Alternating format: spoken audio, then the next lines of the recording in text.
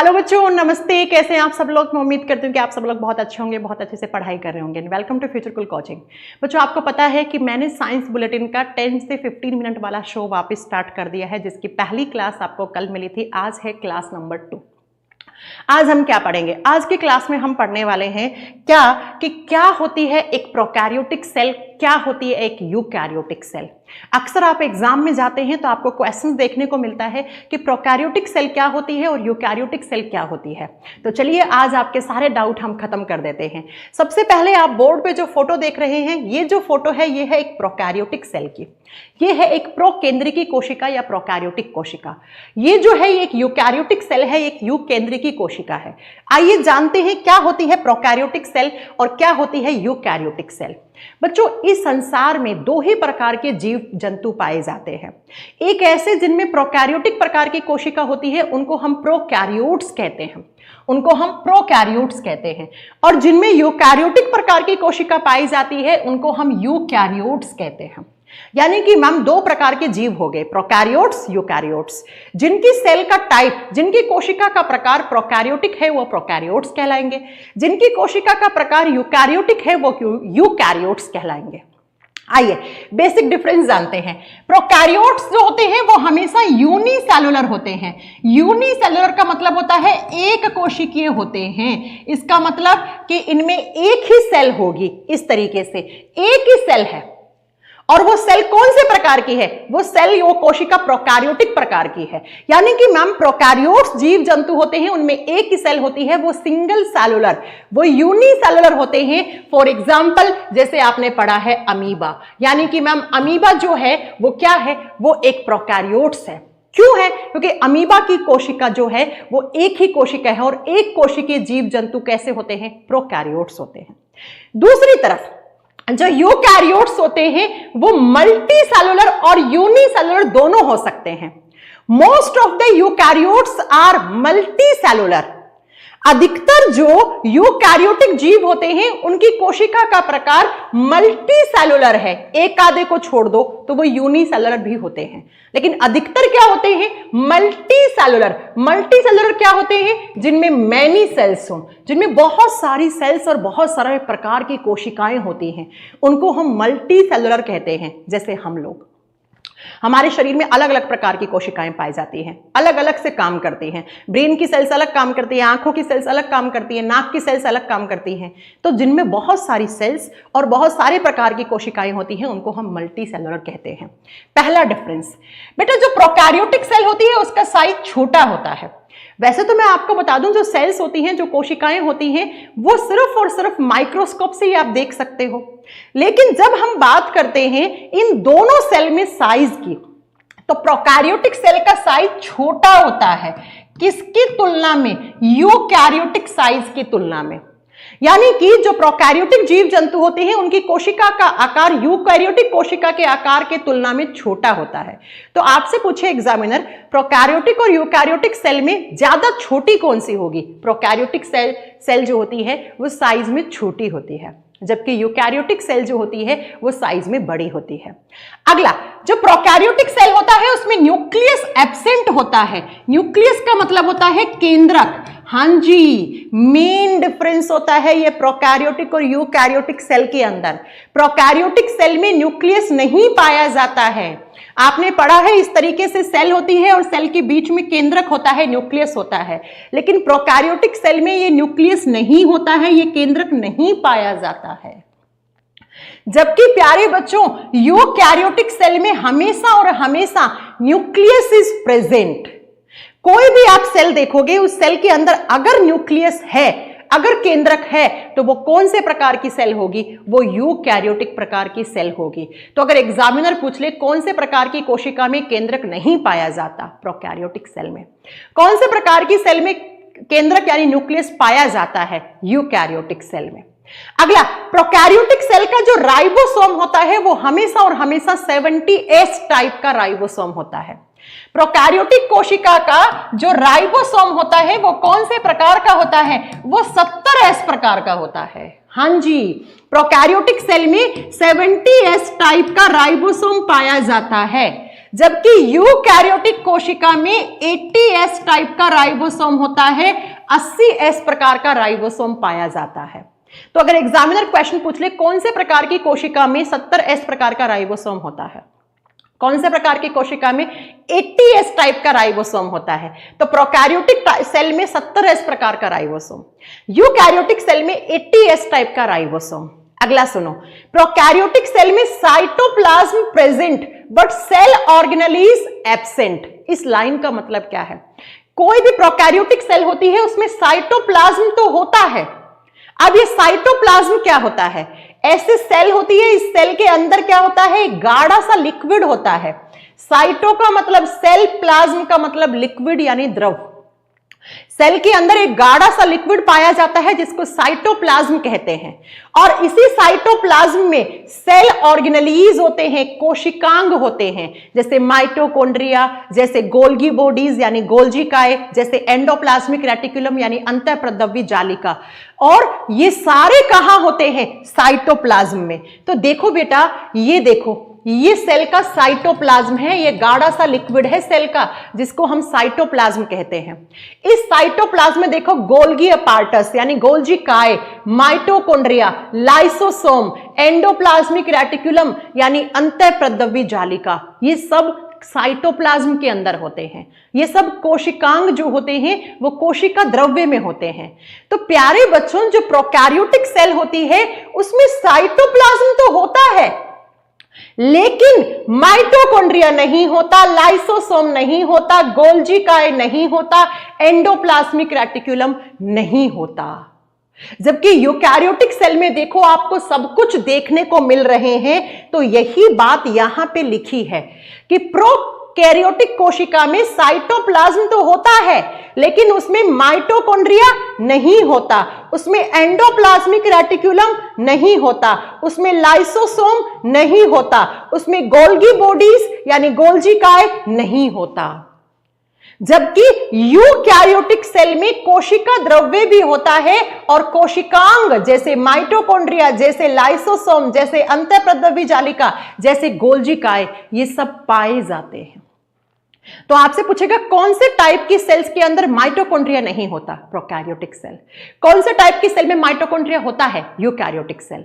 कौन से प्रकार की कोशिका में लाइसोसोम नहीं होता? Prokaryotic cell. कौन से टाइप की होता है? Eukaryotic cell. कौन से प्रकार की कोशिका में एंडोप्लाज्मिक रेटिकुलम और गोल्गी बॉडीज नहीं होते? Prokaryotic cell. कौन से टाइप की सेल में होते हैं? Eukaryotic cell. अगला सुनो, जो प्रोकैरियोटिक सेल होती है उसमें प्लाज्मिड इज प्रेजेंट, प्लाज्मिड पाया जाता है। मैम ये प्लाज्मिड क्या होता है? प्यारे बच्चों, एक होता है मेन डीएनए, मुख्य डीएनए, और मेन डीएनए के अतिरिक्त एक एक्स्ट्रा डीएनए होता है। सेल्स के अंदर जो प्रोकैरियोटिक सेल होती है उसमें एक एक्स्ट्रा डीएनए, एक्स्ट्रा का मतलब होता है अतिरिक्त डीएनए पड़ा हुआ होता है, और उसी एक्स्ट्रा डीएनए को क्या कहते हैं? प्लाज्मिड कहते हैं। और ये प्लाज्मिड सिर्फ और सिर्फ प्रोकैरियोटिक प्रकार की कोशिका में पाया जाता है। आपसे पूछे प्लाज्मिड होता क्या है? आप कहोगे मुख्य डीएनए के अलावा, मुख्य डीएनए को छोड़ के एक अतिरिक्त डीएनए, एक एक्स्ट्रा डीएनए होता है, उसको प्लाज्मिड कहते हैं। और ये प्लाज्मिड सिर्फ और सिर्फ प्रोकैरियोटिक सेल में पाया जाता है। यूकैरियोटिक सेल में प्लाज्मिड जैसी कोई भी स्ट्रक्चर नहीं होती है। तो आपसे पूछे कौन से टाइप के सेल में प्लाज्मिड होता है? प्रोकैरियोटिक। कौन से टाइप के नहीं होता? यूकैरियोटिक। प्लाज्मिड क्या होता है? एक्स्ट्रा डीएनए, अतिरिक्त डीएनए को प्लाज्मिड कहते हैं। अगला, प्रोकैरियोटिक सेल का जो डीएनए होता है उसका अरेंजमेंट सर्कुलर होता है। प्रोकैरियोटिक कोशिका का डीएनए गोलीय संरचना में पाया जाता है, सर्कुलर होता है। प्रोकैरियोटिक सेल का जो डीएनए होता है वो ऐसे गोल गोल घुमा हुआ पड़ा होता है और सिंगल हेलिक्स होता है। स्प्रिंग होती है, स्प्रिंग के जैसा आपको दिखाती हूं, देखिए ये है प्रोकैरियोटिक सेल और ये इसका डीएनए ऐसे गोल गोल घुमा हुआ स्प्रिंग के जैसा पड़ा हुआ है। इसी को हम क्या कहते हैं? इसी डीएनए को न्यूक्लियोइड कहते हैं। तो प्रोकैरियोटिक कोशिका का डीएनए सिंगल हेलिक्स यानी कि गोल और एक कुंडली वाला और सर्कुलर यानी गोल होता है। ऐसे डीएनए को न्यूक्लियोइड कहते हैं। तो अगर आपसे एग्जामिनर क्वेश्चन पूछे प्रोकैरियोटिक कोशिका का डीएनए कैसा है, सर्कुलर यानी गोल, कैसा है, सिंगल हेलिक्स, एक कुंडलित, और इनके डीएनए को कहते क्या है, तो इनके डीएनए को न्यूक्लियोइड कहते हैं। तो न्यूक्लियोइड किसका डीएनए? प्रोकैरियोटिक सेल का। जबकि बच्चों जो यूकैरियोटिक सेल होती है उसका डीएनए हमेशा और हमेशा रेखीय और डबल हेलिक्स होता है, ऐसा 2 कुंडली वाला होगा और ऐसा लीनियर यानी रेखीय फॉर्म में होगा, वो गोल नहीं होगा। तो कौन से प्रकार की कोशिकाओं का डीएनए एकल कुंडली वाला और गोल होता है? प्रोकैरियोटिक। कौन से प्रकार की सेल का डीएनए डबल हेलिक्स और लीनियर होता है? यूकैरियोटिक। अगला, जो प्रोकैरियोटिक सेल होती है उसमें लाइसोसोम नहीं पाया जाता, सेंट्रियोल यानी तारक काय भी नहीं पाया जाता।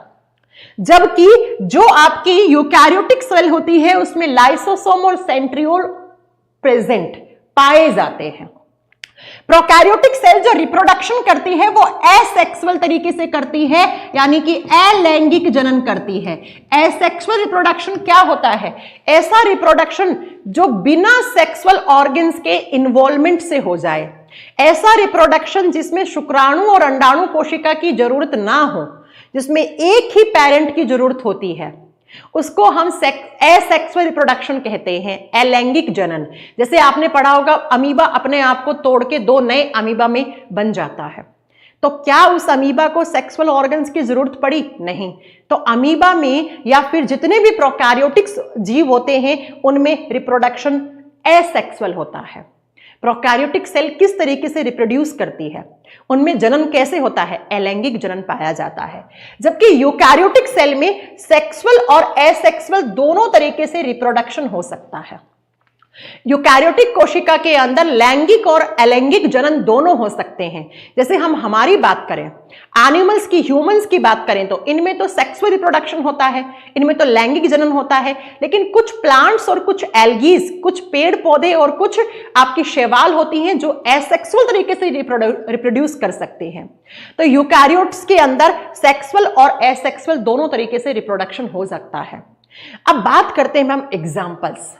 बेटा, इस धरती पे जितने भी बैक्टीरियाज हैं, जितने भी जीवाणु हैं, उन जीवाणुओं की कोशिका किस प्रकार की होती है? बैक्टीरियाज की जो सेल होती है वो हमेशा और हमेशा प्रोकैरियोटिक टाइप की सेल होती है। इसका मतलब बैक्टीरियाज क्या है? They are prokaryotes.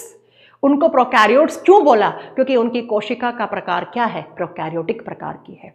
इसके अलावा आर्कीबैक्टीरिया, या आप एक और लिखो सियानोबैक्टीरिया। सियानोबैक्टीरिया का दूसरा नाम होता है ब्लू ग्रीन एल्गी, नीले हरे शैवाल। नीले हरे शैवाल शैवाल नहीं होते हैं, वो एक प्रकार के जीवाणु होते हैं, वो एक प्रकार के बैक्टीरिया होते हैं। इन्हीं का दूसरा नाम सियानोबैक्टीरिया होता है। तो बैक्टीरिया, आर्कीबैक्टीरिया, सियानोबैक्टीरिया, इन सबके अंदर कोशिका कौन से प्रकार की होती है? प्रोकैरियोटिक। तो ये सब क्या है? ये सब प्रोकैरियोट्स जीव हैं। ठीक है, अगला सुनो, यूकैरियोट्स का एग्जाम्पल प्लांट्स। प्लांट्स, पेड़ पौधों में कौन से प्रकार की कोशिका पाई जाती है? यूकैरियोटिक प्रकार की कोशिका। एनिमल्स, जंतुओं में, ह्यूमंस, मनुष्य में कौन से प्रकार की कोशिका पाई जाती है? आप करोगे बेटा, यूकैरियोटिक प्रकार की कोशिका पाई जाती है। अब आप मुझे बताओ कि अगर कभी एग्जामिनर पूछ ले कि बैक्टीरिया के अंदर क्या न्यूक्लियस होता है, आप कहोगे नहीं, क्योंकि बैक्टीरिया के अंदर कौन सी सेल होती है? प्रोकैरियोटिक। और प्रोकैरियोटिक सेल में न्यूक्लियस यानी केंद्रक नहीं पाया जाता। आपसे पूछे बैक्टीरिया की सेल में राइबोसोम कौन से प्रकार का होता है? 70S प्रकार का राइबोसोम। आपसे पूछे बैक्टीरिया में माइटोकॉन्ड्रिया होता है? नहीं। गोल्गी बॉडीज होती हैं? नहीं। एंडोप्लाज्मिक रेटिकुलम, अंतःपरदवी जालिका होता है? नहीं। लाइसोसोम होता है? नहीं। सेंट्रियोल होता है? नहीं। क्यों? क्योंकि बैक्टीरिया की सेल कौन सी है? प्रोकैरियोटिक। और मैम ने पढ़ाया था प्रोकैरियोटिक सेल में ये सब नहीं होता है। आपसे पूछे बैक्टीरिया का जो न्यूक्लियस है उसमें जो डीएनए होता है वो कैसा होता है? वो गोल, सर्कुलर होता है, और उसके डीएनए को नाम क्या देते हैं? न्यूक्लियोइड। बैक्टीरिया की सेल में एक अलग एक्स्ट्रा प्रकार का डीएनए होता है, उसको क्या कहते हैं? प्लाज्मिड कहते हैं। और बैक्टीरियाज हमेशा कौन सी प्रोसेस से रिप्रोडक्शन करते हैं? एसेक्सुअल रिप्रोडक्शन, अलैंगिक जनन करते हैं। जबकि मैं अगर पूछूं हमारी सेल में न्यूक्लियस होगा, आप कहोगे यस, बस आरबीसी को छोड़ के। हमारे खून में जो रेड ब्लड सेल्स होती हैं, जो लाल रक्त कोशिकाएं होती हैं, उसके पास केंद्रक नहीं होता है। उसके अलावा पूरी सेल्स के पास, सभी सेल्स के पास न्यूक्लियस होता है। हमारी सेल्स में न्यूक्लियस होगा, हमारी सेल्स में एटीएस टाइप का राइबोसोम होगा, साइटोप्लाज्म होगा, माइटोकॉन्ड्रिया होगा, गोल्जी काय होगा, अंतःप्रद्रव्य जालिका होगा, लाइसोसोम होगा। हमारा डीएनए डबल हेलिक्स, द्विकुंडलित और लीनियर यानी रेखाओं की फॉर्म में पाया जाता है। हमारी सेल्स में लाइसोसोम भी होता है, सेंट्रियोल भी होता है, और हम लोग रिप्रोडक्शन जो करते हैं वो सेक्सुअल तरीके से करते हैं। अब अगर एग्जामिनर पूछ ले कौन से प्रकार की कोशिका में 70S टाइप का राइबोसोम होता है, कौन से टाइप की सेल्स में 80S टाइप का राइबोसोम होता है, कौन से प्रकार की कोशिकाओं में न्यूक्लियस नहीं होता, कौन से प्रकार की सेल्स में न्यूक्लियस होता है, कौन से प्रकार की सेल्स में माइटोकॉन्ड्रिया होता है, कौन सी में नहीं होता, कौन से प्रकार की सेल्स में प्लाज्मिड होता है, कौन से प्रकार की सेल्स में नहीं होता है, कौन से प्रकार की कोशिकाओं के अंदर लाइसोसोम होता है, कौन से प्रकार की सेल्स में नहीं होता, जो एक कोशिकीय जीव होते हैं उनमें कोशिका कौन से प्रकार की होती है, और जो बहुकोशिकीय यानी मल्टी सेलुलर सेल्स होती हैं उनमें कौन से प्रकार का सेल होता है, आपसे पूछ ले तो क्या आप बता पाओगे कि नहीं बताओगे? सारे क्वेश्चंस बता पाओगे? अब इसी चीज को आप फोटो से देखो बेटा, क्योंकि ये एक प्रोकैरियोटिक कोशिका है तो देखो इसमें आपको कहीं पर भी माइटोकॉन्ड्रिया दिख रहा है? नहीं। इसमें राइबोसोम दिख रहा है? यस मैम, क्योंकि मैंने अभी पढ़ाया प्रोकैरियोटिक कोशिका का राइबोसोम कौन से प्रकार का होता है? 70S प्रकार का।